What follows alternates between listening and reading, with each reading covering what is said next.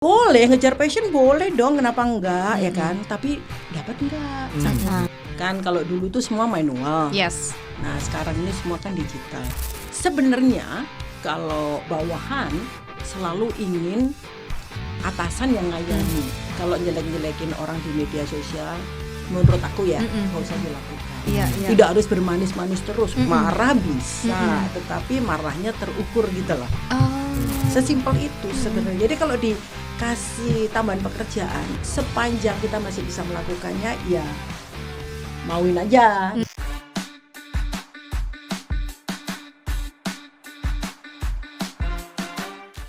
Halo, ketemu lagi kita di MDI Talk, podcastnya para leader dan juga HR enthusiast. Kita ketemu lagi di segmen terbaru dan tentunya kita akan bahas sesuatu yang menarik yang ada di dunia kerja.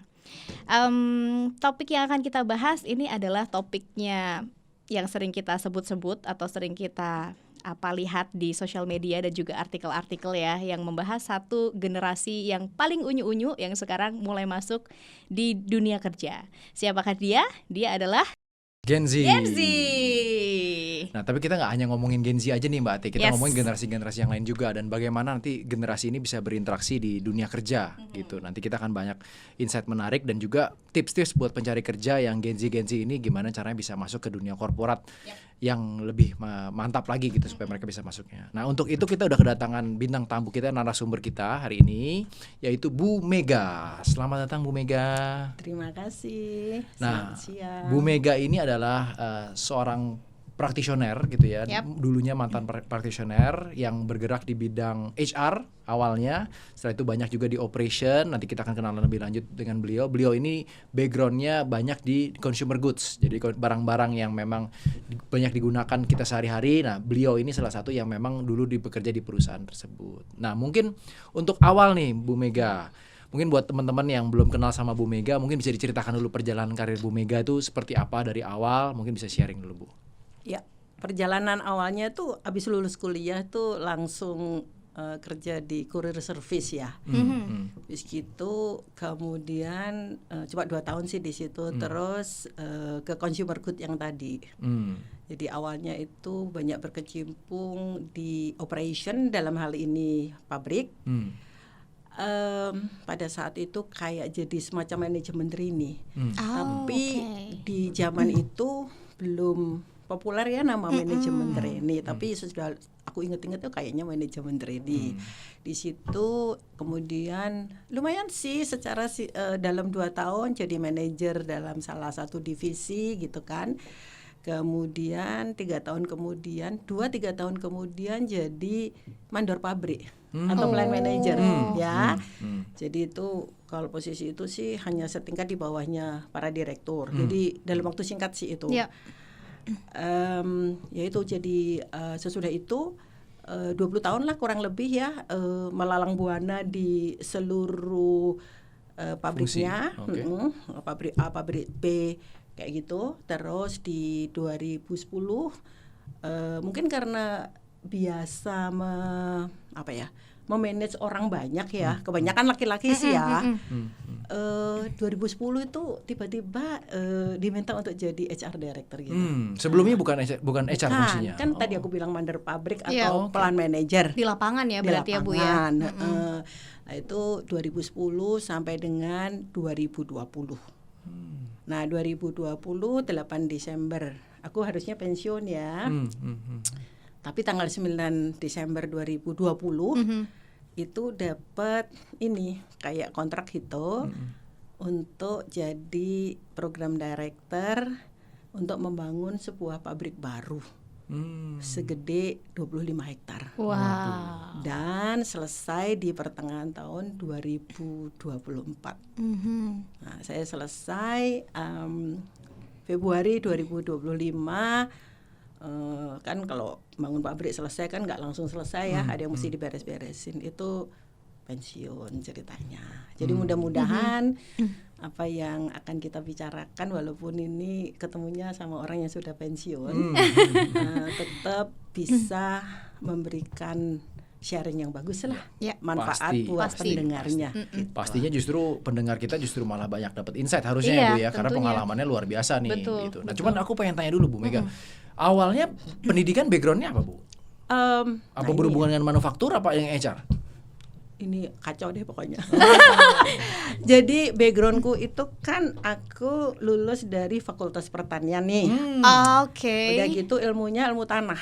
Oh. Ibu itu deket banget sama pendidikan saya. Nanti kita ngobrol. Boleh, boleh. Ilmu tanah ya. Makanya waktu pertama kali masuk di sini yang bukan tanah, Ya. orangnya kaget juga gitu kan. Terus aku sih waktu itu bilang, nggak usah kaget dengan latar belakang, udahlah terima aja deh gue bilang gitu kan. Ntar kalau 3 bulan nggak bisa, udahlah nggak perlu apa sih repot-repot mecat aku, kamu bilang aja ntar gue mengundurkan diri. Oh gitu. Itu di kerjaan pertama Nggak, yang kerjaan kedua. atau yang udah MT itu, Bu? Ya, yang udah MT itu ya kan. Dulu kan nggak disebut MT Iya. gitu. Terus tahun pas ada krisis ya 98, aku sekolah lagi. Ngambil MM manajemen di Prasetya Mulia. Aku nih kalau nggak bisa nganggur lah ya, kalau lagi ada kesempatan paling senang belajar lah. Iya, iya. Terus 2015 aku belajar lagi. Jadi kan diminta jadi HR direktur. Pas HR direktur nggak ngerti ilmu manusia. Iya. Ya aku ambil psikologi terapan, ambil yang di HR dan Pio ya? knowledge management. Oh, oke, Nah, oke. Jadi lumayan lah, jadi ada bekalnya gitu kan. Kalau nggak ada ilmunya kan orang suka kredibilitasnya bisa kurang gitu ya.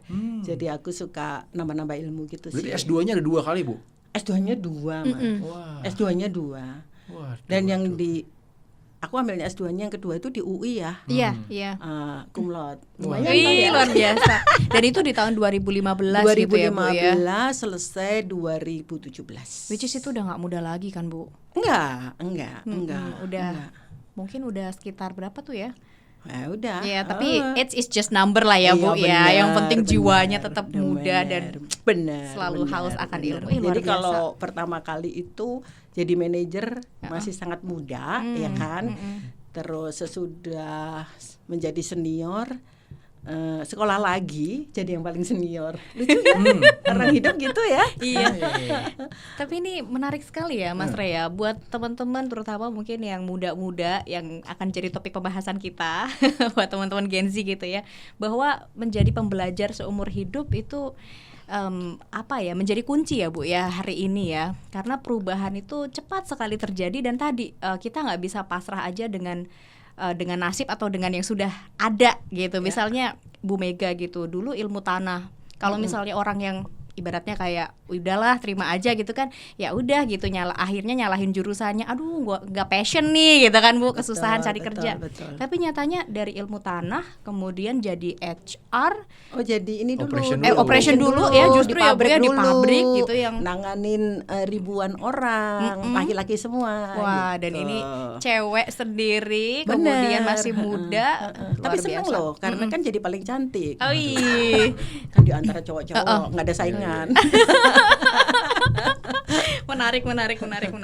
Nah, Bu Mega kan berarti kalau misalnya kita tarik yang dari MT itu ya, Bu ya, itu kan sampai pensiun kan di perusahaan yang sama. Artinya mungkin sudah sekitar 30 tahunan ya, lebih ya, Bu ya. Nggak usah disebutkan berapa ya. Gitu deh. Artinya kan Ibu sudah melewati beberapa generasi kepemimpinan. Ya. Nah, dari pengalaman Bu Mega nih gitu, apa sih perubahan yang paling terasa nih, Bu, dari cara orang kerja di zaman dulu dengan sekarang gitu? Digital ya. Digital. Digital tuh yang paling kerasa. Kan kalau dulu tuh semua manual. Yes. Nah sekarang ini semua kan digital. Waktu jadi HR Director tuh aku masih inget ya, sebelum COVID, jauh sebelum COVID tuh kita ingin membangun divisi digital. Oke, targetnya siapa ya yang harus kita rekrut dan sebagainya kan gitu. Ya kita beli lah ya dari luar ahlinya. Tapi tentunya yang bawahnya ya kebanyakan itu anak-anak muda lah ya. Nah tapi ternyata COVID itu membuat semuanya menjadi terekselerasi. Yes. Jadi untungnya kita udah punya divisi digital. Jadi pada saat COVID jreng gitu, udah langsung kita kayaknya udah ngebut langsung. ya kayak udah disiapkan gitu Iya, loh. betul. Ya kan? Karena kita udah memikirkan kita harus ke digital gitu kan. Nggak taunya ada COVID gitu. Jadi ketika COVID tuh udah ready semuanya untuk transform ke Betul. digital ya Bu ya. Jadi langsung bisa boleh dibilang langsung jreng gitu sih. Jreng. Iya, tapi ini juga selaras dengan kalau misalnya kita ngisi kelas-kelas change management juga begitu ya Mas Rey ya, bahwa apalagi untuk perusahaan-perusahaan yang giant yang besar itu kan ibaratnya kan mau gerak, mau belok gitu kan susah ya. Dia kan pelan-pelan ya, sehingga perlu sekali untuk nyicil perubahan itu dari sebelum perubahan itu terjadi. Kalau enggak pas perubahan itu udah terjadi, udah. Betul. It's going to late gitu. Tapi perubahan itu sendiri juga dibutuhkan sih. Buktinya itu bisa mempercepat segalanya. Kalau enggak ada COVID ya, ya mungkin divisi digitalnya ya bisa, tapi enggak secepat itu kali ya. Nah mungkin saya mau lanjut ke pertanyaan yang Gen Z nih, generasi Bu. Misalnya kita ngomongin sekarang kan kalau Gen Z itu kan maunya kan kepemimpinan katanya kan yang mau dekat dengan bawahan, dengerin, mendengarkan secara emosi, tahulah kondisi anak buahnya, bawahannya gitu. Nah di masa sebelumnya kepemimpinan yang cocok tuh kayak gimana sih Bu? Sebenarnya kalau bawahan selalu ingin atasan yang ngayomi. Dari dulu Bu? Dari dulu ya? Berarti nggak cuma dari sekarang aja gitu ya? Enggak cuma dari sekarang aja. Dari dulu juga pengennya yang seperti itu. Ya, cuman jadi pimpinan zaman dulu tuh lebih enak lah. Kayaknya gitu. Karena apa? Kalau dia sudah punya otoritinya, dia bisa menggunakan otoriti itu dengan cara dia yang mungkin nggak seperti sekarang ya. Sekarang ini kalau kita punya pimpinan yang tidak transformatif ya, wah viral. Bisa. Ya kan? Iya. Cuman beruntungnya tuh aku kan bekerja di perusahaan yang memperhatikan kode etik ya. Betul. Sehingga komunikasi berjalan dengan sangat baik. Maksudnya itu aku dengar katanya adalah perusahaan-perusahaan yang bisa menggunakan nama-nama binatang gitu ya. Kalau di perusahaan di mana aku bekerja itu forbidden dari dulu. Dari dulu. Jadi harus decent lah ya orang. Tidak harus bermanis-manis terus. Marah bisa, tetapi marahnya terukur gitu loh. Walaupun di floor, walaupun di operation. Iya, walaupun di pabrik, di lapangan. Loh kalau di pabrik lebih gawat lagi ya. Misal aku kan cewek sendiri nih. Itu cowok kan semua anak buahku cowok. Pernah loh aku itu juga gara-gara aku ngerubah shift gitu ya. Tiba-tiba 15 orang lah kurang lebih yang satu shift itu datangin ke saya. Kan masih muda ya. Umur enggak ada 28 tahun. Terus mereka bilang, "Mbak," nggak manggil Bu kan ya. Dia pikir Bu siapa gitu kan. "Mbak, kenapa kok dirubah? Kita nggak mau." Aku sih gampang aja. Kalau nggak mau ya udah nggak apa-apa, pulang aja. Gue bilang gitu. Bingung kan dia? Maksudnya apa? Lah kan kamu tak minta datang shift ini, kamu nggak mau. Ya udah pulang aja. Jadi ya itu pilihannya adalah sekarang atau pulang. Tapi nggak pakai marah, Akhirnya orang Jawa bilangnya apa? Menggengen kali ya. Terus akhirnya mau. Jadi soft spoken sekali ya, tapi bisa galak sih aku sih. Betul. Ya, jadi karena kan kalau kita lihat di zaman dulu kan konon katanya kan top down. Iya, top down gitu. Tapi memang di tempat Ibu pun nggak kayak gitu dulu. Enggak sih ya, enggak sih. Jadi bedanya apa Bu dengan kepemimpinan zaman sekarang nih? Nah, kalau menurut aku ya, tergantung juga dari masing-masing perusahaan. Karena bahkan zaman sekarang pun yang top down juga masih banyak kan. Betul. Ya kan? Jadi kan bergantung kepada sistem yang dibangun di dalam perusahaan itu kan. I see. Terutama budayanya itu seperti apa gitu loh. Dan kebetulan di perusahaan ini budayanya bagus banget. Makanya aku betah lah, nggak pindah-pindah. Sampai 30 tahun, bener-bener lebih ya Bu ya, sampai pensiun. Sampai pensiun, sampai diperpanjang lagi, akhirnya pensiun beneran. Saya mau dance ya Bu ya, katanya hobinya apa Bu tadi Bu? Line dance. Teman-teman harus lihat tuh. Iya, line dance ya kan. Biar awet muda ya Bu ya. Nah mungkin saya mau nanya Bu, tadi Ibu sempat bilang budaya yang bagus gitu ya. Yeah. Nah di organisasi tuh coba gambarkan buat kami budaya yang bagus tuh kayak gimana? Mungkin kan ini teman-teman banyak yang belum pernah kerja nih. Budaya yang bagus nih yang menurut Ibu yang seperti apa? Budaya bagus itu kan gini. Aku boleh bilang satu kata lah, inklusif. Inklusif. Ini lagi lumayan ngetren juga nih. Lagi ngetren banget ini. Inklusif gitu kan. Kayaknya inklusif baru ngetrennya sekarang ya. Iya. Tapi sebenarnya sih di perusahaanku nih ya, kalau ya dulu mungkin nggak disebutnya inklusif sih, tapi itu kayaknya sudah diterapkan dari dulu gitu loh. Jadi juga budaya egaliter gitu ya, nggak ini pandang walaupun itu kan dari sistemnya. Individunya belum tentu individunya, ya kan? Ada juga yang kan namanya juga banyak orang ya, kan interaksi itu tidak antara tim dan tim ya. Walaupun tim dan tim kan tetap antara individu dan individu, bener nggak? Selalu antar individu, selalu itu mesti diingat. Nah kadang-kadang ada orang juga yang ini ya, aku dulu tuh kan bawahin. Ini waktu jadi mandor pabrik yang aku bilang plan manager itu aku bilangnya mandor pabrik itu kan aku membawai 7 manajer ya. Production manager, engineering manager, supply chain dan sebagainya. Itu ya mereka bisa aja nggak suka loh. Karena kan aku pada saat itu kan kayak double minority ya.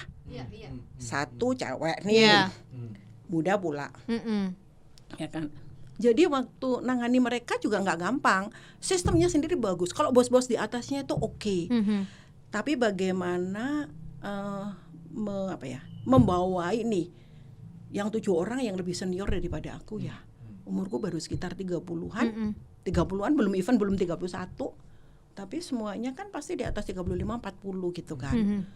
Nah itu perlu pembuktian sendiri ya. Bahwa yes, I am your boss kan gitu. Tapi kan kamu nggak bisa ngomong I am your boss, nggak bisa. Siapa lu kan gitu.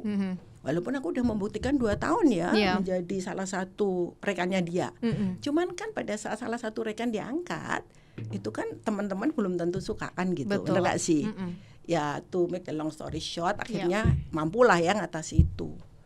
Nah sesudah itu mampu, masalah bukan selesai, timbul lagi orang malah dari luar. Luar tim atau luar organisasi? Luar organisasi Mas, karena kebetulan mukaku ini kayak anak yang belum lulus kuliah gitu loh Mas. Oh awet muda ya? Gitu ya. Baby Lebih face, baby ngerti face. Baby face. Atau aku dulu waktu kuliah udah dikasih tahu sih sama salah seorang dosenku. Mereka nanti kalau kamu kerja ya, kamu dandan ya. Emang kenapa Pak? Takut kalau nggak ada yang mau. Percaya. Katanya gitu. Jadi kalau aku ketemu ini tamu ya dari luar gitu kan, membawa salah satu nih manajer, aku dikira sekretaris manajerku itu, tau gak sih? Susah kan? Jadi maksudku tuh setiap saat itu ada tantangannya sendiri-sendiri. Tapi yang penting tuh bagaimana kita ngatasin tantangan itu kan. Iya, betul.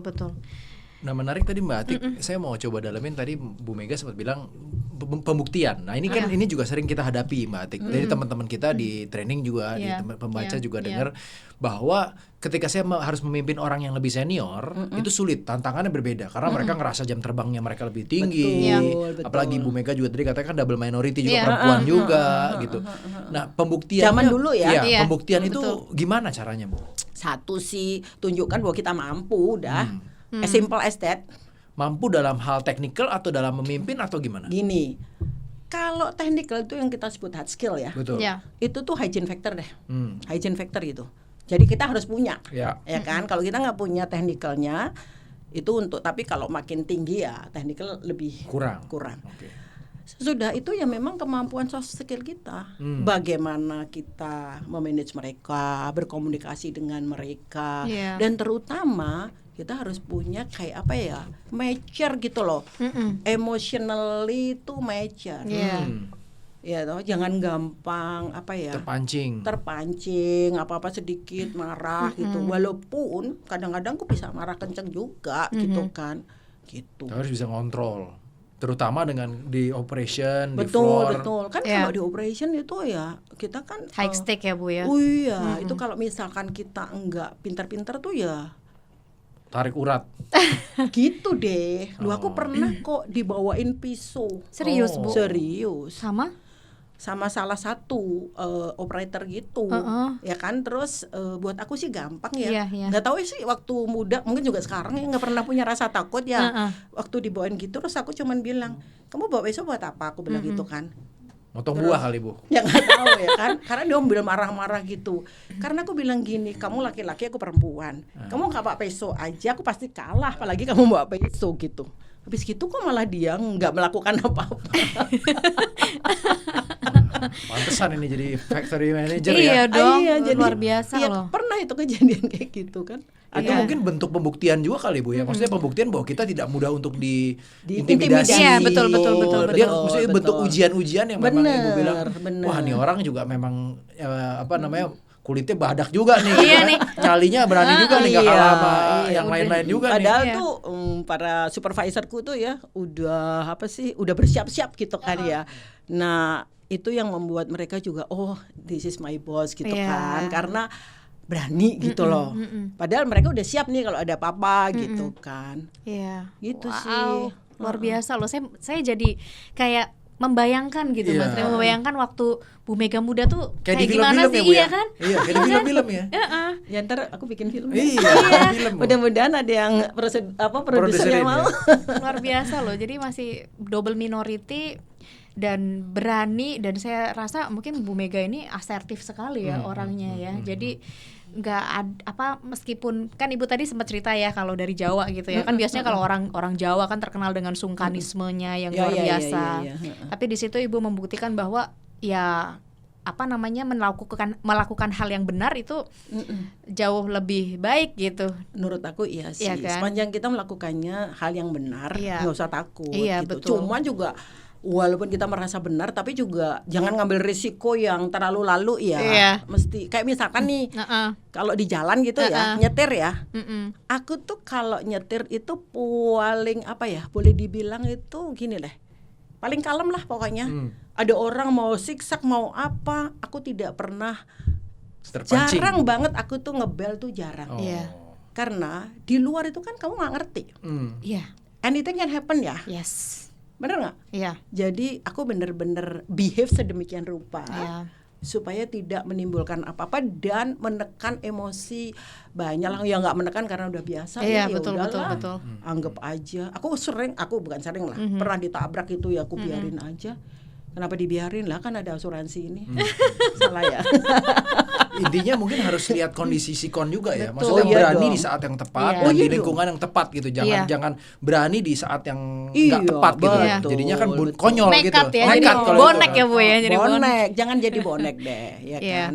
Jadi ambil risiko boleh, tetapi diperhitungkan. Iya, yang terukur gitu ya Bu ya. terukur. Oke, dan itu juga menurut saya sih butuh maturity itu tadi sih Bu, menurut saya ya, untuk bisa seperti itu. Dan kalau dari pembicaraan kita tadi, Bu Mega ini dari awal dia membawa satu atribut yaitu emotional intelligence yang tinggi gitu. Even Zaman dari dulu kita nggak muda. nyebutnya gitu ya. Karena memang belum risetnya kan belum belum tahu, ini ya Bu iya. ya. Jadi kalau nggak salah itu memang risetnya itu baru hype itu di tahun 90-an tuh waktu Daniel Goleman muncul dengan bukunya kan. Bener. Dan sebelumnya kan kita selalu dielulukan dengan IQ Ya, aja. betul, ya, betul. Iya, dan Bu Mega membuktikan bahwa memang sampai sekarang itu masih relevan gitu ya Bu ya. Banget. Bahwa leader itu harus punya emotional intelligence Yes.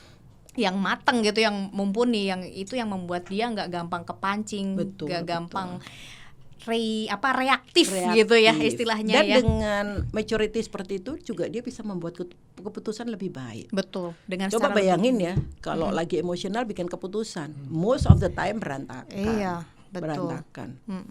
Nah, terkait emosi ini Bu, mungkin saya masuk ke Gen Z Bu ya. Iya. Nah, Gen Z ini kan terkenal dengan ya stereotip yang ada gitu ya. Stereotip yang ada kan adalah dia suka spontan, ngambil keputusan juga spontan, diomelin bisa resign, bisa pokoknya semua dengan spontan, beli pun juga spontan gitu ya, beli barang tuh juga spontan, impulsif gitu. Nah, kaitannya menurut Ibu Mega sendiri, mereka ini gimana? Yang Ibu lihat, Ibu kan pasti berinteraksi dengan ini. Nah, pertanyaan saya pertama adalah, itu benar nggak yang Ibu amati di organisasi saat ini? Gini, ada sih ya kan, tapi kan kita nggak bisa generalisasi ya. Betul. Yes. Bahwa itu kan stereotype. Betul. stereotype does not mean semuanya kayak gitu, ya kan? Ada, tapi ya kalau misalkan nih ada banyak ya di dalam perusahaan ada yang kayak banyak itu banyak ya, mesti kita tanya dong, waktu ngerekrut di mana ya? Bener nggak sih? Betul. Ya kan? In the end kan kita punya sistem rekrutmen. Betul. Masa sih rekrutmennya tidak melihat itu dulu di awal. Betul gitu sih. Tapi kalau toh misalkan ada, pastilah does not matter betapa bagusnya sistem rekrutmen kita. Pasti kita dapat yang kayak gitu. Ya udah kayak kurva normal aja. Ada yang gini gitu ya, tapi secara garis besar atau yang persentase terbesarnya kan normal. Nah, tinggal kita kayak membuat kayak gitu, sistem atau kondisi yang mengarahkan mereka untuk sesuai dengan tujuan kita gitu loh. Kondisinya itu yang harus di-set ya Bu ya, berarti ini peran leader sangat besar sekali dalam tempat kerja. Banget. Nah, artinya kondisi seperti apa tuh Bu yang bisa membantu si para Gen Z ini agar adapt dengan tujuan kita dan lain gitu. Nah, Gen Z itu kan nggak kayak zaman dulu ya. Kalau zaman dulu tuh pokoknya kamu harus melakukan ini, semua mau. Kalau sekarang enggak. Karena kan mereka berpikir kritis ya. Betul. Nah, kita mesti kasih kesempatan buat mereka untuk mengeluarkan ide-idenya. Jangan apa-apa, kamu anak kecil tahu apa, kayak gitu kan. Kalau orang ya kan suka gitu juga ya toh. Jadi balik lagi sih aku mesti bilang ya, ciptakan lingkungan yang inklusif tadi gitu loh. Menurut aku sih gitu. Terus kemudian ya banyak ini ya budaya positif. Jangan membesar-besarkan kelemahan orang. Itu terus jangan menghakimi ya. Menurut aku ya kan, bahwa kamu sih Gen Z, mental strawberry misal, itu kan udah menghakimi. Padahal kan nggak setiap Gen Z kayak gitu ya, benar nggak sih? Aku tuh gini, suamiku tuh sekarang ini lagi suka ngeliatin itu loh, balap mobil itu loh. Itu kan ada yang namanya siapa ya, Veda Ega Pratama ya. Oh, itu dari kampung saya loh, bangga ya kan, banget. Dari Gunung Kidul loh, dari Yogyakarta. Saya roaming nih, saya roaming.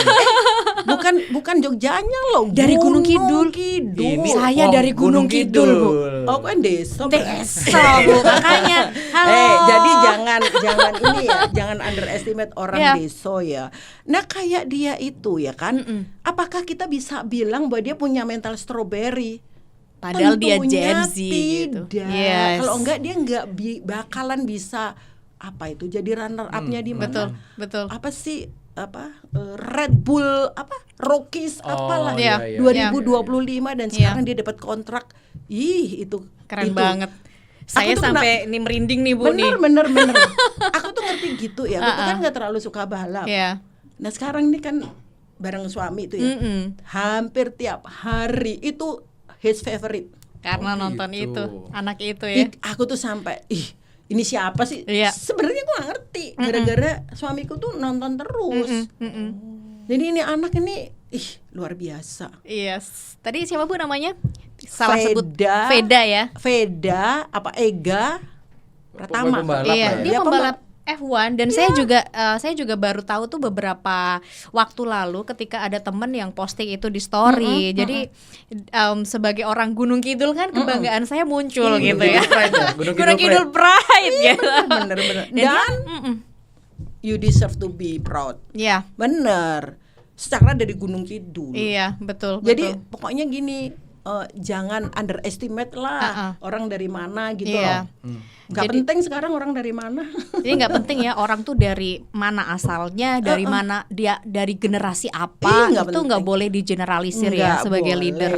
Gak boleh. Gitu. Karena itu tadi mungkin yang saya juga jadi ke flashback ketika Ibu ngomong di jalan, ketika Ibu bilang di jalan itu kan tiap orang tuh punya mereka tuh kan punya ibaratnya bawaan masing-masing lah. Mereka tuh punya battle yang mereka fight. Dan kita nggak tahu apapun soal itu, gitu kan ya. Jadi kita nggak boleh yang gampang ngejudge. Terkait dengan itu, terutama tentang topik kita ini nih, karena kan biasanya kalau ini tuh sering banget Bu, kenapa topik ini kita angkat, karena di setiap kelas training ya Mas Rey ya, terutama di kelas-kelas training leadership, kan kita suka ada diskusi tuh namanya perubahan di sekitar kita tuh apa sih dari sisi company misalnya. Itu misalnya satu kelas tuh ada 6 kelompok, Bu. Semuanya jawabannya sama. Apa itu? Multi generasi, masuknya generasi baru, Gen Z. Jawabannya sama. Jadi ini itu adalah benar-benar generalisasi. betul. Ya. Dan hampir sama juga alasannya kenapa sih Gen Z dimasukin. Mereka bilangnya biasanya kan kalau Gen Z itu stereotipnya adalah suka ngeyel gitu loh, Bu. Kalau misalnya dikasih tahu ngeyel, dia malah nanya balik. Terus habis itu katanya ngot-ngotan kalau kerja, nggak semangat. Terus habis itu yang turnover juga terkait dengan dibilangnya kutu loncat gitu ya, Mas Rea. Tapi kamu tahu nggak Gitu. sih orang ngeyel itu artinya dia kritis loh. Betul. Lo benar. Betul. Jadi gini lah. Semua pasti dilihat angle-nya. Iya. Jangan dilihat angle yang Ya, negatifnya, tapi betul. ambil positifnya apa Iya, gitu loh. iya. Karena kalau kita cuma ngelihat negatif, terus akhirnya kita ke-drag. Saya rasa poinnya Bu Mega juga adalah bahwa orang istilahnya gini, orang ngeyel pun dari zaman dulu juga udah ada. Iya. Karena gitu kan, tadi kan Bu Mega sempat bilang bahwa sebenarnya setiap generasi pun ada orang yang seperti itu ada. Tinggal bagaimana kita menyaringnya dan melihat menemukan orang yang seperti itu lebih banyak di mana di Iya. organisasi. Jadi jangan sampai kita bilang oh generasi Z itu akan semua seperti ini. Karena nggak juga, karena zaman dulu baby boomer pun juga ada yang sama. Iya. Ada yang kutu loncat juga. Iya. Ya iya, cuman memang kan situasinya nggak kayak sekarang Iya. ya. Sekarang ini kan informasi ada di mana-mana. Betul. Jadi mereka punya banyak pilihan lah. Betul. Atau at least mereka Iya. merasa punya banyak pilihan. Iya. Karena kan menghadapi dunia nyata belum tentu ya. Yang dia pikir banyak pilihan dia keluar tek. Tiba-tiba Iya. habis gitu nganggur misalkan Iya. ya kan. Terus terpuruk pada posisi net ya. Need ya. Kebutuhannya. No. Not in employment, in education or in training. Benar nggak? Oh. Jadi udah maksudnya tuh gini, kerja kagak. Nganggur Iya. lah itu istilahnya Bu. Lah, ya. Nganggur. Bahasa kerennya nganggur. Gini, nganggur nggak apa-apa kalau dia sekolah lagi nggak Iya. apa-apa, Iya. atau dia ngambil kursus nggak Iya. apa-apa. Ini kerja enggak, Sekolah lagi enggak. Iya. Nganggur total. Nganggur total kan Iya. gitu. Jadi Pengacara ya jadinya ya. Benar. Jadi kan maksud tuh gitu. Jadi boleh aja segala macam. Dia pikirnya gampang, tapi juga inilah mesti apa sih? Kan mereka berani ngambil risiko ya. Cuman mereka harus pikirkan setiap tindakan tuh konsekuensinya apa gitu loh. Iya. Gitu sih. Yes. Nah mungkin kita lanjut ke sesi topik berikutnya nih Bu, tentang rekrutmen. Tadi kan kita udah ngomongin tentang nyari kerja gitu ya. Nah apa sih yang Bu Mega kan lama di corporate gitu kan, dan Ibu lama juga di director level lah, di level tinggi gitu ya, dan lama juga di HR gitu. Nah infonya kan yang banyak beredar itu nyari kerjaan susah Bu. Sekarang ini susah. Iya. Zaman dulu juga susah, tapi Iya, katanya iya. sih sekarang juga lebih susah lagi gitu karena indis ekonomi gitu kalau kata anak-anak zaman sekarang gitu Bu. Nah, ada tips nggak sih Bu, gimana caranya orang-orang Gen Z ini atau yang baru pencari kerja ini supaya dapat kerjaan yang bagus dan pas lah buat mereka gitu Bu? Gini ya, pertama ya, kan sekarang ini ekonomi nggak oke gitu ya. Iya. Tapi kalau aku lihat ya, dibandingkan zaman dulu ya, ekonomi sekarang ini jauh lebih oke lah ya. Ya iyalah. Lah dulu pendapatan per kapita berapa? Betul. Iya. Sekarang berapa? Kalau dibilang zaman sekarang nggak oke lah. Secara ekonomi Indonesia lebih baik. Jauh Iya. lebih baik ya kan. Tapi yang jelas gini loh, zaman perang pun itu juga ada banyak yang sukses kan. Betul. Iya. Banyak terpuruk, banyak sukses. Jadi sebenarnya it's not depend pada situasi saat itu, tetapi bagaimana kita bereaksi terhadap situasi yang ada, gitu kan. Nah, bagaimana dia bisa untuk apa? Mendapatkan perusahaan yang bagus gitu ya. Iya. Iya. Cari pekerjaannya kayak ini ya. Kuncinya kayak apa ya? Kayak cowok mendekati cewek gitu kali ya. Bener gak sih? Cari pasangan gitu ya. Cari pasangan lah. Ya, mesti jangan ngirim apa ya? Surat lamaran ke semua, sebarin. terus Iya. berharap Semua cewek dikirimin. Suratnya sama lagi Iya. semuanya. bakalan dapat enggak? Ya enggak lah. Kalau toh dapat, mungkin dapatnya juga yang enggak sesuai yang kamu inginkan kan, bener nggak sih? Iya. Jadi kalau menurut aku ya kalau mau cari kerjaan ya dilihat dulu lah kemampuan kita apa, bidang yang kita sukai apa dan sebagainya gitu kan. Iya. Aku tuh pernah salah satu ponakanku nih baru lulus dari universitas. Dia mau cari kerjaan, udah beberapa bulan nggak dapat. Terus emang pekerjaan semacam apa yang pengen kamu cari? Dia lebih suka pekerjaan di belakang meja. Terus akhirnya aku ngomong lah sama dia. Dari situ tuh aku lihat ini kayaknya, nah ini bisa loh di bagian sales gitu kan. Nah bagian cari sales yang gampang di mana? Udah kamu mau kerja keras kan? Mau tante, karena kan memang dia ingin kan. Yep. Dia cari, aku coba kamu cari deh jadi distributor gitu loh, jadi salesman, naik sepeda motor kemana-mana gitu kan. Motoris lah gitu kan. Loh kok bisa? Sesudah cuma 2-3 bulan gitu, ini loh ada satu prinsipal yang tertarik, terus diminta untuk ngelamar, ngelamar dia diterima. Terus, nah, tapi lucu nih, cerita ini nih lucu. Ini kejadiannya itu baru 2-3 tahun yang lalu. Dia di situ di satu divisi, kemudian divisi tersebut hampir 2 tahun dia di situ dan dia sudah enjoy, divisinya dibubarin. Waduh. Aku udah pikir, waduh ini nanti ya toh dia kan gengsi. Nah ini tadi yang kita harus hati-hati. Gengsi, mental strawberry kan gitu kita bilangnya. Enggak tuh. Waktu aku tanya, gimana? Aku pikir dia frustrasi. Dia malah bilang gini, oh I'm so happy. Kenapa? Because I get my 100 million earlier than my goal. Wow. Karena kan dapat pesangon. Iya. Ya kan? Pas dibubarin. Karena kan aku ajarin dia nih, bikin dong goalmu apa gitu kan. Earlier, terus sekarang nganggur dong. Ya udah kan udah pernah kerja, nganggurnya cari lagi. Dan dia nggak keberatan untuk mencari pekerjaan apa saja. Suatu kali kayaknya di perusahaan yang lama buka ini, dia apply. Dia apply itu untuk posisi yang lebih tinggi ya, keterima loh. Dan di sekarang, tempat yang lama. Iya, dan sekarang dia udah jadi junior manager, tau gak sih? Cepet ya berarti. Dan dia Gen-Z ya ini ya. Gen-Z junior manager, dan dia itu tiap kali hasilnya itu diumumkan secara nasional, kalau enggak ranking 3, belum pernah ranking 1 dia bilang. Pencapaiannya. Iya. Kalau enggak 5 kayak gitu loh. Ini jualan berarti Bu? Jualan, tetap jualan Mas, tetap jualan gitu loh. Jadi maksudku gini, kalau mau bekerja mungkin pertama kali ya udahlah bekerja apa saja, yang penting kita membangun skill ya. Dari tidak tahu cara bekerja, paling tidak kita tahu cara bekerja. Kalau kita konsisten dengan membangun skill mestinya bisa. Nah, ngelamarnya gimana? Ya jangan setiap perusahaan dikasih itu yang penting nanti yang nyangkut mana ya toh. Kalau perlu yang membidik gitu kan, cari-cari oh yang ini kayak gini, terus cari tahu dong produknya apa ya, layanannya apa ya, kayak gitu loh, ngerti nggak sih? Terus ya dicari-carilah, kayak kalau kita lagi naksir cewek gitu kan, sukanya apa? Mbak Ati ini sukanya apa ya, misalkan gitu kan jadi pas gitu loh. Jadi pada saat diwawancara itu kan jadi pas, ngerti nggak sih? Yes.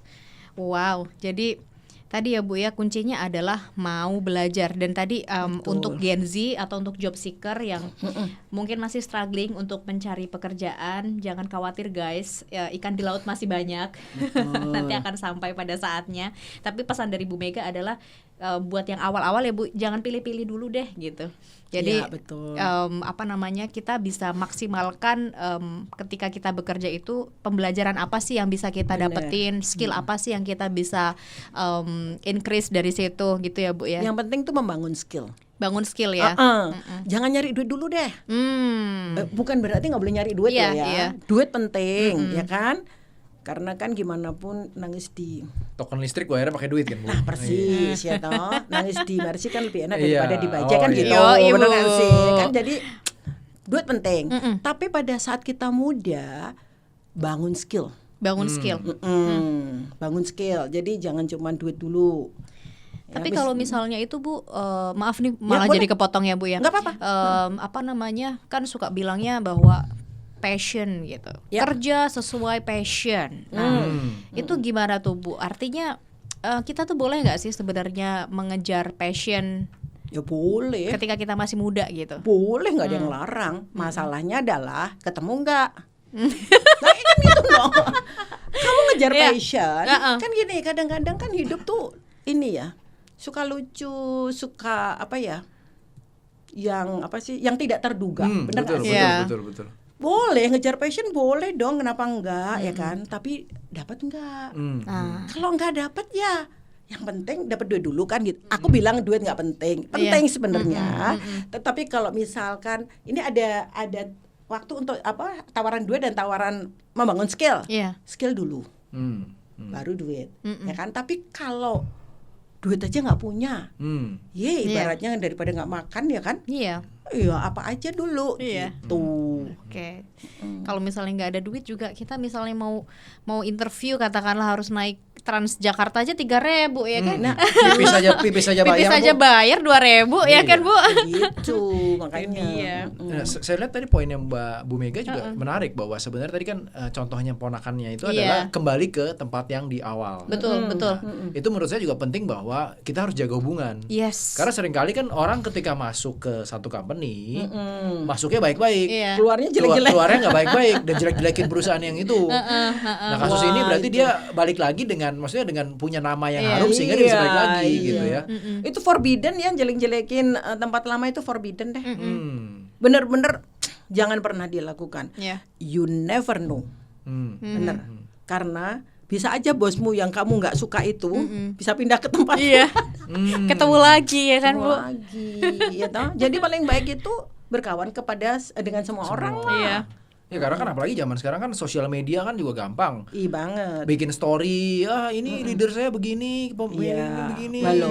Walaupun ya, aku sarankan juga sih, kalau jelek-jelekin orang di media sosial, menurut aku ya nggak usah dilakukan.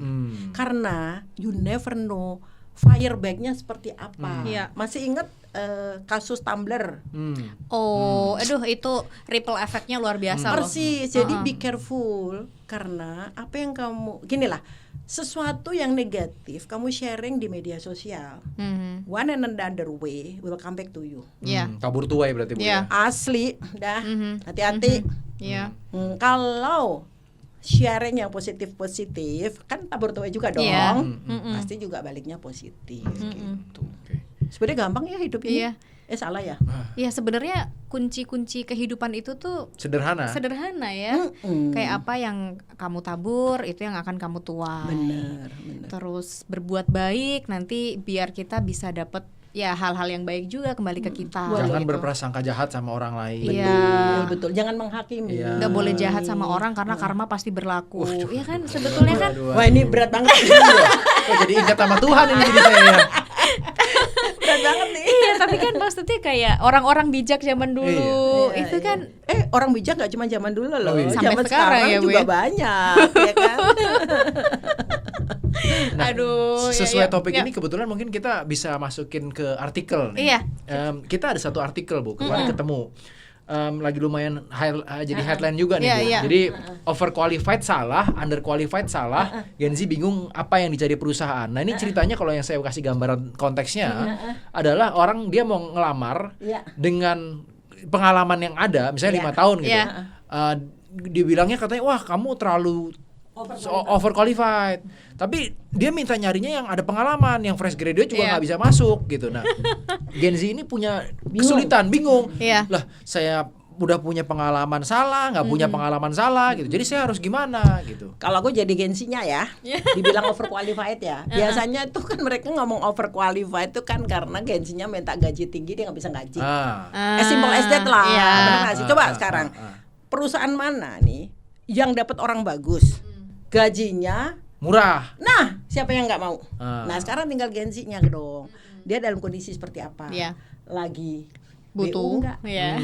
Kalau lagi butuh uang, ya kan, makanya kan kalau di wawancara itu kamu butuh gaji berapa gitu kan, gak usah sombong lah, langsung tak segini gitu kan. Terus tanya aja lah, Bapak Ibu kalau kualifikasi seperti ini, aku tuh mau digaji berapa gitu loh. Ya kan, jadi nanti kan kalau misalkan nggak cocok ya kan dia bisa silam aja gitu loh, menghilang. Iya. Tapi kalau misalkan emang dia lagi BU ya kan gaji berapa, dia mau ya nggak apa-apa, daripada nggak punya apa-apa ya kan, diterima dulu sambil nanti nyari yang baru kan gitu. Benar nggak sih? Tapi kalau dari kacamata HR nih, Ibu kan dulu pernah dari kacamata HR. Kalau gaji, tadi kita ngomongin gaji gitu ya, dari company itu udah punya budget nggak sih? Ada dong. Tapi gini juga, company itu memang punya budget. Cuman kadang-kadang emang gitu sih, mintanya bagus. Budget, User nih ceritanya. iya, Oke. tapi HR-nya ngomong, waduh, nggak punya duitnya segitu, ngerti nggak sih? Iya. Bener nggak? Akhirnya kan, lo kadang-kadang kita ngelepas orang kayak gitu, ngerti nggak sih? Cuman, aku masih inget ya, digital waktu kita mau bangun divisi digital itu kan, tuh kan lagi booming ya. Startup ya. Enggak, bukan orang yang tahu digital kan Iya, lagi iya, booming iya. ya waktu itu. Jadi kan harganya mahal kan Iya, ya. betul.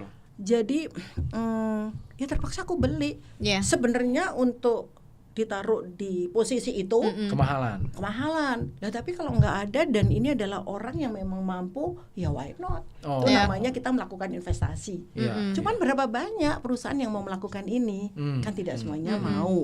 Jadi untuk gampangnya, aduh kamu overqualified deh. Jadi Bener nggak? balik ke supply and demand berarti Bu Iya. ya. Ya iyalah. Maksudnya ketika lagi ada kebutuhan, supply-nya Iya. nggak ada ya berarti company bisa increasing iya. budget. Iya. Tapi kalau memang skillsnya yang dipunyain banyak orang, Iya. supply-nya banyak, Iya. ya berarti Bener. main ke situ. Jadi penting banget untuk kita bisa milih skills, bukan hanya milih jurusan, tapi milih skills juga Iya. yang memang high demand di masa depan, tapi juga nggak supply-nya nggak Cuman gitu banyak. gini ya, Nek, kamu apa sih skill kamu apa ya? Kita bagi-bagi seperti itu ya. Itu skill yang dulunya high demand, one day juga akan obsolete kan? Betul. Iya. Bener nggak? Iya. Jadi menurut aku sih tetap gini. Menurut aku nih, kadang-kadang kan kita pengen masuk sekolah A, Iya. jurusan A, tapi Iya. kita nggak dapat ya, Iya. dapatnya B. Jadi nggak usah disesali. Aku tuh harusnya kesini tapi dapatnya gini. Just do the best out of it gitu loh. Iya. Gitu aja, nggak usah. Jadi kalau ibaratnya nih, aku tuh pengen nasi nih, tapi kalau sekarang nasinya jadi bubur gitu, ya udah bikin bubur yang enak aja, gitu. Iya. Dan konteksnya Bu Mega juga, misalnya tadi udah salah Salah jurusan, jurusan dari awal ya gitu berarti ya. tetap terus belajar lagi, Iya. baik formal maupun Iya. informal. Betul. Lah saya dulu dari ilmu tanah, pertanian, masuknya ke consumer good, yang nggak ada urusannya sama tanah. Harusnya kan aku di perkebunan. Iya. Enggak, aku nggak di perkebunan. Kemudian ambil sekolah lagi, itu pun tiga-tiganya kan jurusannya beda-beda semua ya Bu ya. kan karena gini lah, pada zaman itu kan Iya. juga kayak MBA gitu kan lagi ngetren juga ya. Iya. Dan aku waktu itu juga, nah ini ambisi juga penting sih ya. Nah aku juga punya ambisi ya. Gini lah, ambisinya tuh sebenarnya aku nggak lebih ke nanti pengen jadi direktur apa tuh enggak. Lebih kepada aku nggak pengen stuck, ngerti nggak sih? Iya. Jadi I'm really keep learning. Ya. Jadi learning all the time. Itu yang kalau orang HR bilangnya sih growth mindset ya. Iya, betul. Yang selalu belajar Iya. gitu kan. Nah, kebetulan karena aku ditempa oleh my first boss dengan sangat baik. Iya. Ya gimana nggak sangat baik, tiap hari di coaching sama dia dari setengah 7 pagi sampai jam 8 gitu kan. Oh wow. Ini coaching beneran apa coaching keramasin Bu? Coaching beneran. Oh coaching beneran. Wow. Aku tuh masih inget ya, bosku ini kan orang bule gitu kan. Iya. Aku tuh bikin laporan ya, aku tuh masih inget sampai sekarang, padahal tuh puluhan tahun yang lalu. Dia suatu kali ketawa banget ngeliatin laporanku, karena aku nulis karton, Iya. tulisannya kartun. Kartun. Oh. Dia bilang, Mega, kartun is this, Iya. karton is this gitu loh. Loh, dia tuh sampai ngajarin aku tuh sampai kayak gitu, Iya. tau gak sih? Iya. Jadi, nah makanya kalau misalkan di sebuah perusahaan nih ada seseorang yang yang bisa jadi coach kita, Iya. itu jangan gampang pergi, ambil dulu ilmunya sampai kamu udah nggak bisa ngambil lagi lah, baru Iya. kamu boleh pergi gitu loh, ngerti nggak sih? Oke. Sampai di titik tertentu gitu ya, kalau Iya. udah jenuh, udah Aku pernah apalagi kan ya kayak gitu ya. Pernah aku mengagumi seseorang Iya. ya. Karena memang buat aku tuh dia luar biasa gitu loh. Along the way, karena aku belajar terus, dianya nggak belajar. Kemudian tiba-tiba suatu kali aku ngelihat, oh ternyata ilmunya habis nih. Ngerti nggak? Iya. Jadi betapa pentingnya orang belajar terus sih. Aku lebih ngomong ke arah situ. Luar biasa nih. Jadi nggak cuma buat anak muda ya, saya rasa ya, nggak cuma buat anak Gen Z ya, Mas Rea. Enggak, Belajar iya. itu Terus-terusan sepanjang deh. hayat gitu, untuk siapapun. Bahkan tadi Ibu bilang ya, orang yang begitu dikagumi, akhirnya kita juga Kalau dia berhenti belajar gitu. iya. Jadi kita merasa bahwa udah usang gitu ya Bu ya. Apa yang dia punya betul. udah mungkin udah nggak bisa, ibarat sumur tuh udah nggak bisa digali lagi gitu ya. Makanya jangan pernah berhenti belajar. Jangan pernah berhenti in belajar. whatever your age. Oh wow, oke. Nah, mungkin saya penasaran satu hal nih, Mas Rey ya. Ketika Ibu kan beruntung sekali dapat company yang memang Bagus. kode etiknya bagus dan menjunjung tinggi inclusivity gitu ya, sangat inklusif. Dan tadi Ibu mendapatkan satu sosok yang benar-benar apa ya namanya, willing to coach you gitu, everyday gitu, mengembangkan Ibu sebagai subordinates-nya dia gitu. Dan which is itu nggak semua company melakukan itu, nggak semua leader melakukan itu.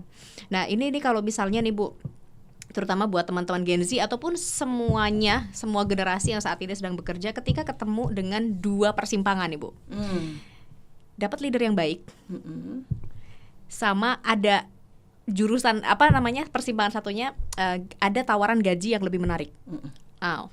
Mana yang Which diambil? one you choose ya? Gampang sih. Sekarang gaji yang menarik tadi, apakah juga menjanjikan skill developmentnya enggak? Gitu loh. Yeah. Karena kan belajar dengan satu orang kan suatu kali habis juga, benar nggak sih? Jadi pindah sih nggak apa-apa. Tapi kebetulan kalau aku ini memang mungkin contoh yang salah kali ya. Karena aku belum pernah bosan, tapi udah dapat tantangan baru gitu. Sampai sebelum pensiun pun aku dapat tantangan baru kan, karena yang terakhir 4,5 tahun yang terakhir tuh aku bangun pabrik, itu kan sesuatu yang baru. Tapi gini, kalau jadi dilihatlah, kalau mau pindah itu dapat tambahan skill nggak sih? Kamu mempelajari hal baru nggak sih? Bukan hal baru asal baru ya, tapi hal baru yang mendukung apa yang sudah kita punya, sehingga in the end kita akan berkembang dengan lebih baik.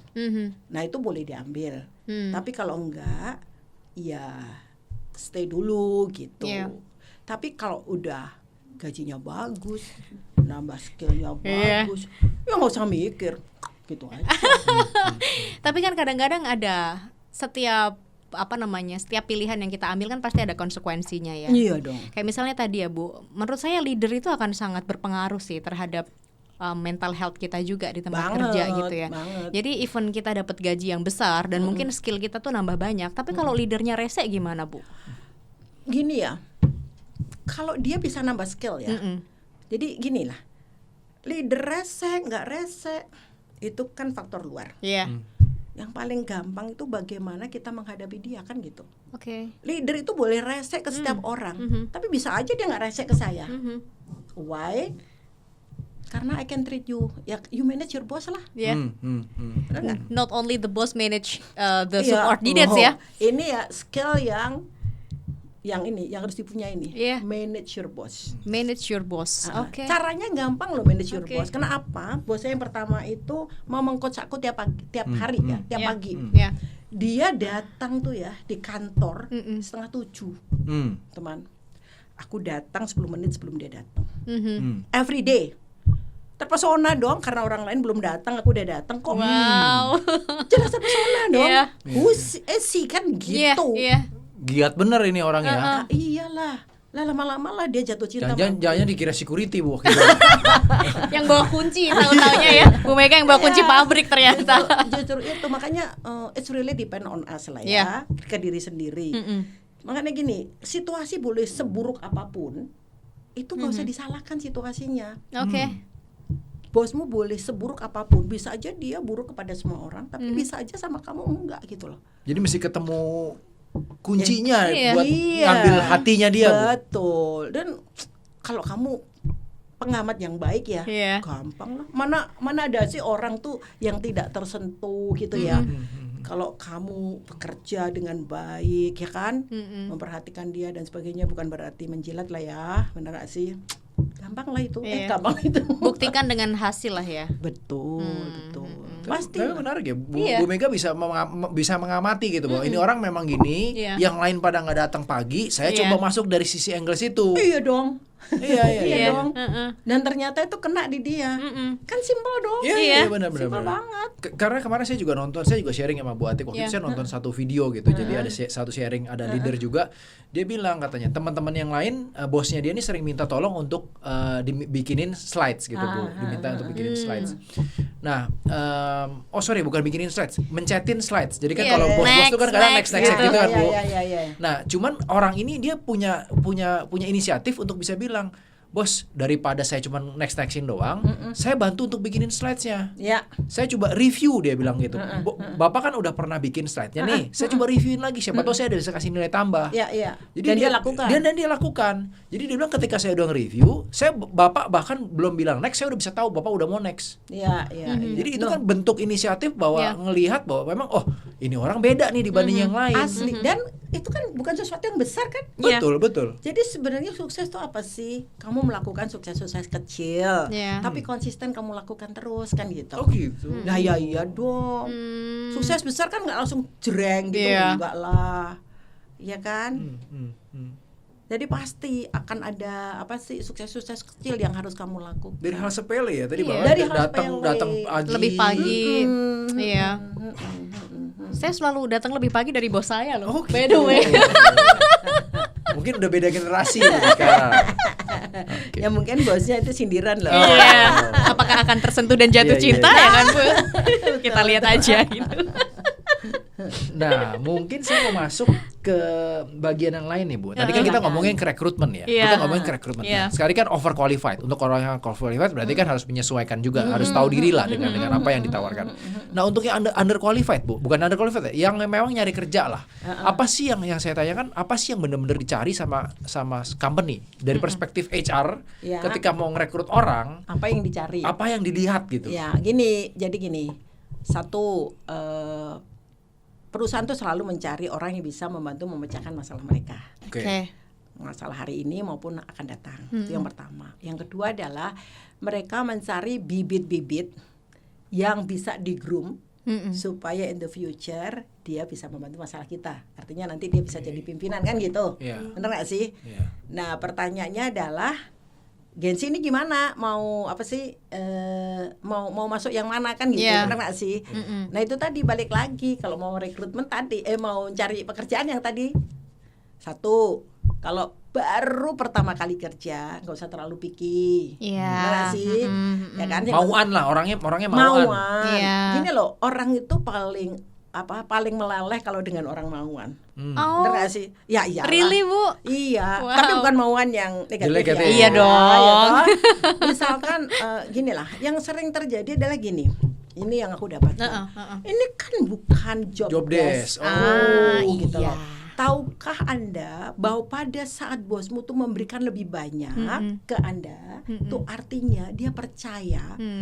Dan dengan tidak sengaja sebenarnya dia melakukan on the job training terhadap dirimu, kan gitu. Sesimpel itu sebenarnya. Jadi kalau dikasih tambahan pekerjaan, sepanjang kita masih bisa melakukannya, ya mauin aja. Kecuali kalau sudah tambahin terus ya kan, terus sampai pulang jam 10 malam tiap hari. Bangun candi gitu ya, Bu. Ya enggak lah, itu namanya dalam tanda kutip nih pemerasan ya. Pemerkosaan.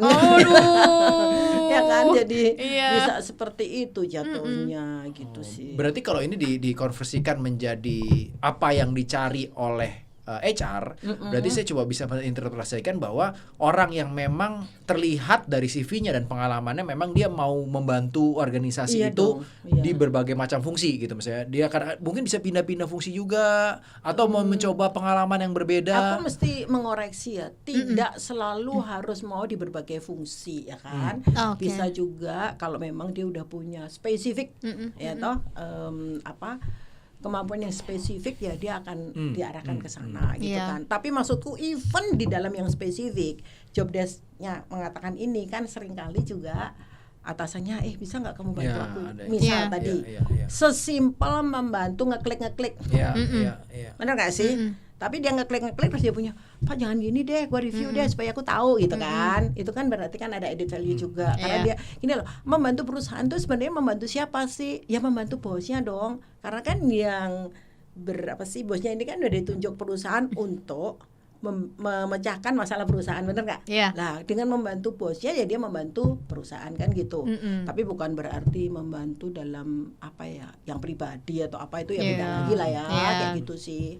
Dalam konteks profesional lah ya. Iya, dalam konteks profesional. Nah, Iya. kalau tadi Ibu Mega sempat bilang juga organisasi itu cari orang yang bisa menyelesaikan masalahnya. Masalahnya organisasi apa, Bu? Masalahnya Ini organisasi umum ya, kita Secara bahas umum. ya macam-macam nih. Kalau organisasinya biasanya gini, kalau organisasi lagi berkembang nih, begitu berkembangnya kenceng ya toh, organisasinya itu bisa berantakan, betul nggak? Jadi karena aku pernah tuh ngalamin ya kan, kok bisa ya suatu kali ini ada masalah nih di produksi gitu kan, sampai harus kayak apa sih? Beberapa itu produknya nggak bisa dirilis gitu ya, nggak Iya. bisa dipasarkan. Iya. Sesudah aku cari itu karena di divisi itu lagi berkembang dengan pesat nih permintaan. Akhirnya kan mereka ngebut terus nih, Iya, iya. ngebut ya kan, lembur terus gitu kan. Nah, mesinnya ditambah-tambah kan, tapi organisasinya nggak dibenerin, sehingga akhirnya pengawasannya kurang. Lah karena pengawasannya kurang, yang terjadi adalah banyak produk-produk yang defect.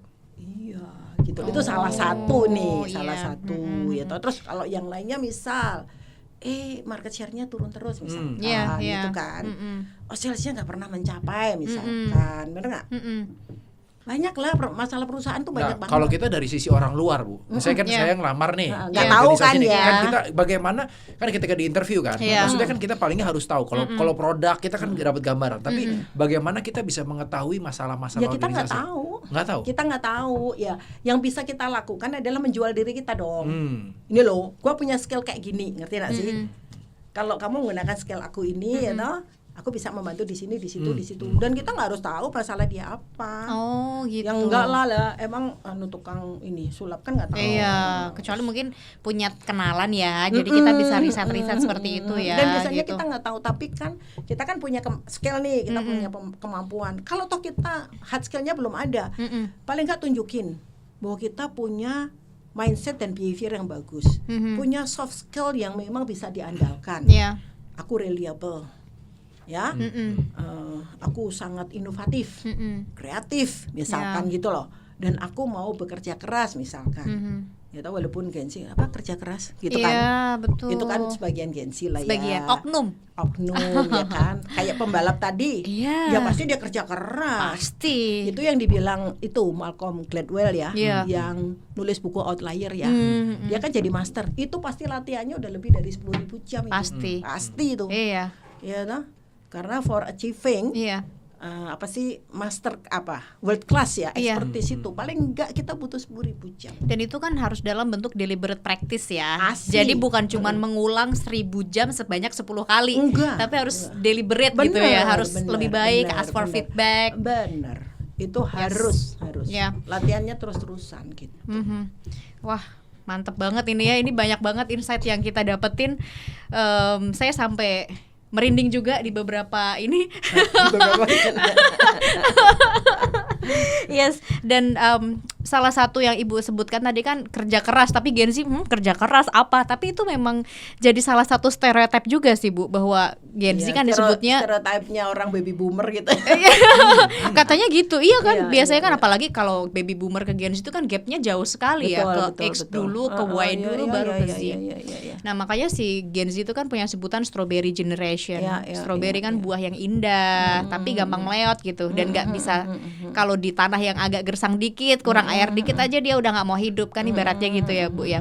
Nah menurut Ibu nih kan isu mental health ini kan banyak dilekatkan ya artinya kepada Gen Z gitu. Dan menurut Bu Mega apa sih yang bisa si Gen Z ini pelajari agar dia tuh bisa lebih tough gitu dalam menghadapi dunia nyata di tempat kerja yang bermacam-macam ini Bu? Mungkin ini ya. Kalau aku lihat nih, jangankan Gen Z, aku aja juga suka kok ngelihat gadget. Bener nggak? Jadi mungkin mulai berani hidup di dunia nyata kali ya pertama, ya kan? Jangan misalkan nih ada 24 jam, 8 jam buat bubuk nih ya. Terus 8 jam lagi untuk selancar terus ya, atau ya nggak Iya. kemana-mana lah ya. Iya, Emang kalau kita selancar terus itu jadi pintar nggak juga lah ya, Iya. bener nggak sih? Overthinking iya. Ya.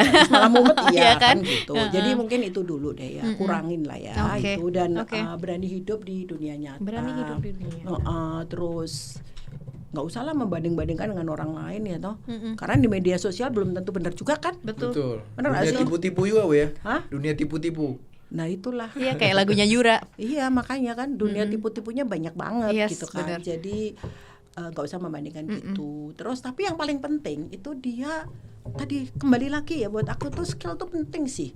Harus bangun. Tapi caranya dengan apa sih? Dengan melakukan kebiasaan-kebiasaan baik konsisten dari kecil-kecil lah. Sesimpel Iya. ya bangun pagi. Jam berapa, Bu? Kalau aku sih sarankan ya sebelum matahari terbit ya udah bangun. Gen Z ini berteriak nih Bu kalau sebelum matahari terbit. Tapi coba deh ya, buat Gen Z nih, buat Gen Z Gen Z. yang ingin berhasil, Heeh. coba daripada tidak melakukan apa-apa, coba bangun pagi. Apa yang harus dilakukan? Pertama berdoa. Waduh. Iya dong, apapun juga kepercayaannya. Yang kedua, lakukan exercise. Olahraga. Line dance. Olahraga. Kalau nggak bisa ini sesimpel jalan kaki. Ya. Dirimu jalan kaki pagi hari ini keliling sampai matahari terbit. You will feel different. Oh. Pasti itu. Nggak percaya? Ya. Try. Try Gen Z ya, try. Jalan kaki. Nggak, berapa lama Bu? Nggak bisa 1 jam, setengah jam. Ya. Nggak bisa setengah jam, 5 menit. 15 menit. Nggak bisa, ya udah yang penting kamu bisanya berapa gitu. Jalan. Karena apa? Pada saat dirimu mengolah fisik itu akan berpengaruh kepada mental kita. Pada saat kita merasa seger, yang terjadi apa? Kita akan menjadi lebih kreatif, lebih bisa berpikir, terus kemudian bisa nyari kerjaan yang cocok tadi. Iya. Ngerti nggak sih? Betul. Karena mungkin menurut saya siklusnya, saya nggak tahu ya, mungkin yang saya dibayangkan saya Iya. Gen Z ini siklusnya adalah pulang dari kantor, pulang aktivitas, scrolling sosial media. Iya. Kalau nggak main game, kalau nggak nonton Netflix. Sampai malam tuh, kalau yang cewek-cewek mungkin drama Korea, drama Cina, drama mana, drama kita coba Jepang tanya gitu ya. sama teman-teman kru ya, gimana teman-teman Gen Z? Nontonnya sampai jam 12, Nah, jam 1. itu tadi Boro-boro mau bangun pagi, Bu, mau Nah olahraga. itu tadi yang aku bilang, kurangin selancar. Kurangin selancar ya, Kurangin teman-teman. selancar, ya kan, kurangin selancar gitu loh. Coba deh, pokoknya gini, yang lagi putus asa dan sebagainya. Iya. Coba yang tadi aku sebutkan itu aja deh. Olahraga, bangun pagi, Bangun pagi, berdoa. bangun pagi, berdoa, olahraga. Itu kalau dilakukan secara konsisten, ya. Cespleng tuh Bu di kantor ya. Menurut aku sih gitu. Nah, selebihnya ya belajar. Iya. Belajar bisa ikut kursus, bisa Kelas online juga kelas sekarang. online Ya. banyak, ya kan. Jadi jangan drama Korea terus, ya kan, benar nggak sih? Kan belajar juga Bu drama Korea, belajar Korea Bu. Lah boleh juga. Kamu Iya. kalau dirimu belajar bahasa Korea boleh, Iya. karena bisa aja karena nanti mahir bahasa Korea, kemudian browsing, ada ini tawaran kerja di Korea. Asik ya. Ya why not gitu loh. Karena gini, you never know what will come to you. Iya, Iya. iya. Bener nggak? Kalau dirimu cuman main healing ya katanya ya. Healing habis itu hilang, Bu. Nah makanya healing, tapi healingnya sampai malam. Iya. Akhirnya kamu tidak memperhatikan kesehatan tubuh. Jadi kesehatan mental itu bisa diperbaiki dengan kesehatan tubuh. Oke, menarik banget ini. Kalau naik turun JPO buat ke halte Transjakarta? Bagus. Wih, termasuk exercise. Sambil di dalam benak kita mengatakan that I am doing exercise. I am doing exercise. Oke. Karena pernah ada penelitian nih ya, dari buku yang barusan aku baca itu, The Mindful Body. Dia itu membuat penelitian gini. Ada tukang cleaning yang di hotel ya. Iya. Itu dibagi 2. Satu, orang ini dia bilang, pada saat kamu melakukan cleaning, kamu mengatakan ke dirimu ya bahwa ini kamu melakukan exercise. Yang ini nggak biasa. You know what happened? Sesudah beberapa minggu, semuanya diukur dulu ya, tekanan darahnya, timbangannya dan sebagainya. Yang mindsetnya itu dibilang bahwa I am doing the exercise, tekanan darahnya turun. Beratnya turun. Kalau yang ini kagak, malah naik gitu loh. Jadi aku cuma ingin mengatakan bahwa how powerful your mindset. So use it. Tapi kalau tiap hari Korea terus ya. Kecuali kalau memang sambil belajar bahasa Korea ya. Kecuali kalau mindsetnya adalah aku akan belajar ya, gitu ya Bu, belajar bahasa Korea dan kamu benar-benar belajar jangan ini doang. Belajar budayanya. Jadi kalau dia naik turun GPO pada saat mindset mengatakan I'm also doing the exercise, bisa.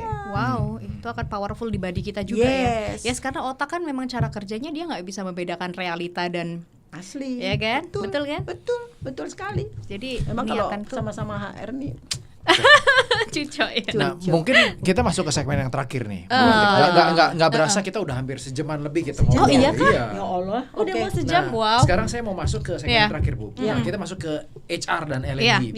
Oke. Nah, di mana peran HR dan L&D untuk bisa memfasilitasi Gen Z ini untuk bisa lebih produktif dan lebih baik lagi, Bu, di organisasi yang sekarang ini? Oke.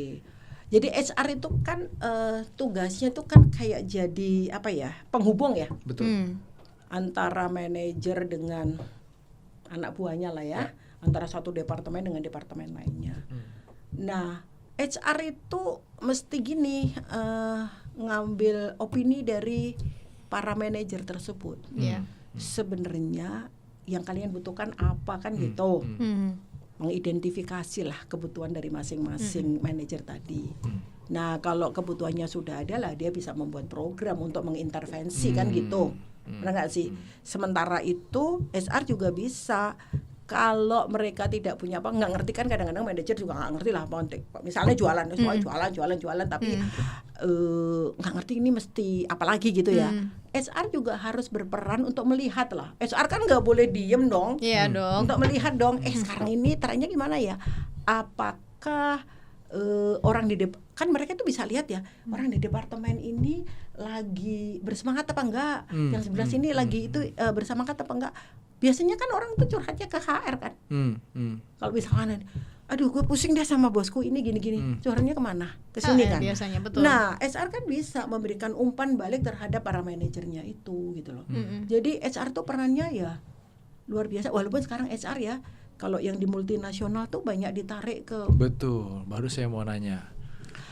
Aku sih gini, kalau perusahaannya kecil sih mungkin ya. Perusahaanku dulu tuh juga gitu sih, HR-nya itu kayak apa sih? Kayak direkturnya tuh mau tidak diadakan gitu ya. Jadi pada saat penggantiku mengundurkan diri, mau nggak ada. Aku mati-matian ngomongin mereka. Itu di apa sih, di subsidiary yang lainnya boleh aja nggak ada. Tapi this is the biggest subsidiary. So you need somebody who really take care ini kalau dirimu mau perusahaan ini tumbuh dan berkembang dengan baik. Don't underestimate the perannya HR gitu loh. Kan kalau secara global sekarang kan mereka merasa ya udahlah, yang ini bisa pakai sistem yang ini bisa pakai sistem semua. Aku sih tidak deny itu. Dan memang kalau kita bisa lakukan secara otomatis nih ya, kenapa kita harus pakai manual kan gitu. Betul. Ya kan. Tapi kalau manusia kan mau diotomatiskan seperti apa ya? You are talking about perasaan, pikiran. Jadi kalau HR sekarang mau ditarik ke sana semuanya, mau di mesinin semua, human touch-nya nggak ada ya kan? Nanti kita kayak jadi robot semua. Iya benar sih Bu, itu mungkin menurut saya masih banyak orang yang beranggapan seperti itu. Artinya begini, when we are dealing with people, we are not dealing with creatures of logic, but creatures of emotions, right? Asli, ya itu kan? benar. Tapi banyak organisasi yang menyepelekan itu kadang-kala ya, yang belum sadar akan hal itu gitu. Loh, dengan manusia itu susah Mbak Iya. bilangnya. Karena gini, kamu bilang A sekarang, besok pagi belum tentu A. Iya.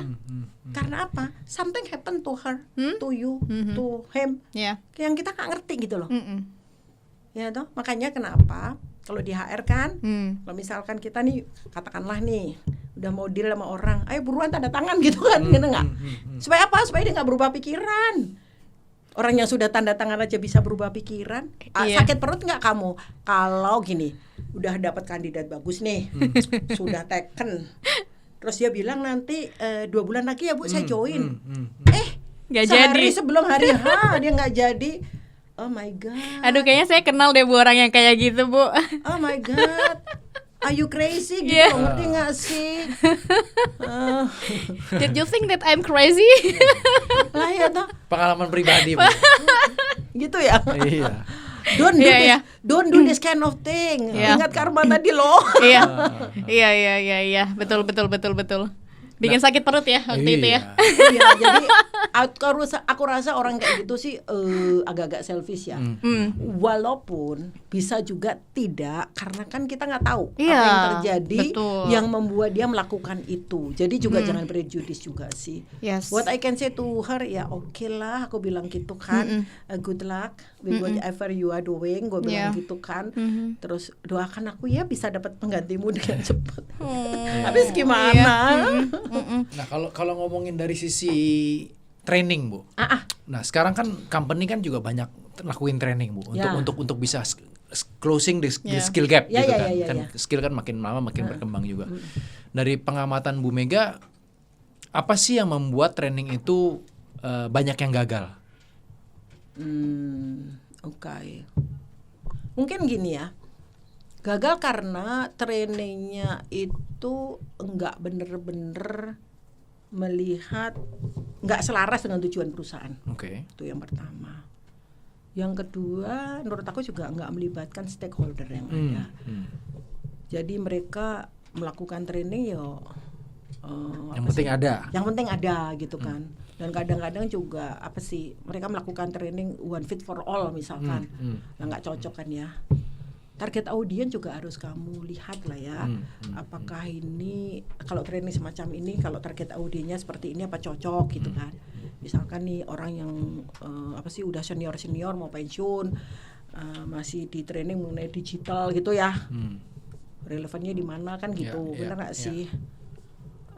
Itu sih menurut aku ya. Jadi apa sih, harus tahu pesertanya, iya needs-nya needs-nya harusnya. apa, dan terutama mesti di apa sih dibalikin kepada tujuan perusahaan tadi apa gitu, mesti selaras dengan itu. Terus yang tidak kalah penting tuh ada evaluasi ya, sehingga kita ngerti gitu loh, training ini efektif apa enggak sih gitu loh, benar nggak sih? Yes. Iya. Tapi kalau misalnya kita ngomongin training yang soft banget, kayak tadi kita ngomongin Soft growth skill. mindset, terus kemauan untuk belajar, itu kan sangat susah untuk diukur gitu, Bu. Nah, gimana caranya? Oke, soal soft skill ya, emang susah diukur ya. Cara ngukurnya gimana? Satu, dari hasilnya. Hasil yang dia berikan pada pekerjaan sehari-hari. Bisa juga dilihat dari perubahan behavior oleh atasan dan juga oleh HR. Aku rasa dari dua itu. Tapi nggak Tapi instan ya. kalau misalkan dirumuskan banget ya, itu juga bisa kacau sih. Ya, jadi yang paling penting itu terutama yang bisa diamati itu perilaku ya. Perilakunya itu berubah apa enggak? Misalkan nih, saya sudah di training, dia tuh makin bersemangat atau makin letoy. Misal, ya kan? Iya. Itu sih. Oke. Terus menurut Ibu, karena kita ngomongin generasi ya, seberapa penting sih karyawan, baik itu leadernya maupun staffnya dan terutama juga Gen Z ini juga mendapatkan training multi generasi? Menurut aku penting ya, karena kan ini apa sih, beritanya itu udah abrakadabra lah ya, Rame lah. rame. Cuman mungkin ya kalau toh mau melakukan itu, aku sarankan sih yang di training tuh ini leader-leadernya dulu deh. Oke, leader-leadernya dulu. Karena kenapa leadernya? Leader itu kan punya ini ya, punya pengaruh yang besar, ya toh. Jadi kalau leadernya sudah tahu, jangan sampai gini loh, nge-training anak buah, anak buahnya pintar, leadernya nggak ngerti, itu bahaya. Iya. Padahal Leader itu nanti yang akan membuat keputusan. Leader yang akan mengembangkan. Masa anak buahnya lebih pintar daripada leadernya. Walaupun bisa juga sih. Jangan sampai anak buahnya yang ngikutin, menyesuaikan aja dengan memahami atasannya, tapi atasannya juga perlu memahami bawahannya. Iya dong. Dan lebih-lebih tuh atasan tuh yang memang harus memahami bawahannya. Ya Jadi kan? mana Bu yang lebih penting? Atasan yang memahami bawahannya atau bawahan dulu yang memahami atasan? Gini, atasan harus memahami bawahannya. Iya. Nah, bawahan kalau bisa memanage atasan itu bagus. jadinya damai di bumi gitu. Damai di Saling bumi ya, memanage saling. ya. Iya. Artinya berarti kan the most important skill yang harus dimiliki untuk si leader maupun untuk si karyawan sendiri itu empati dong Bu. Gini, paling tidak empati. Iya. Tapi akan lebih powerful kalau dia lead with compassion. Lead with compassion, what is that? Compassion tuh kayak empati tetapi ditambah dengan berani melakukan tindakan-tindakan yang dibutuhkan nih. Ya, do the right thing with love.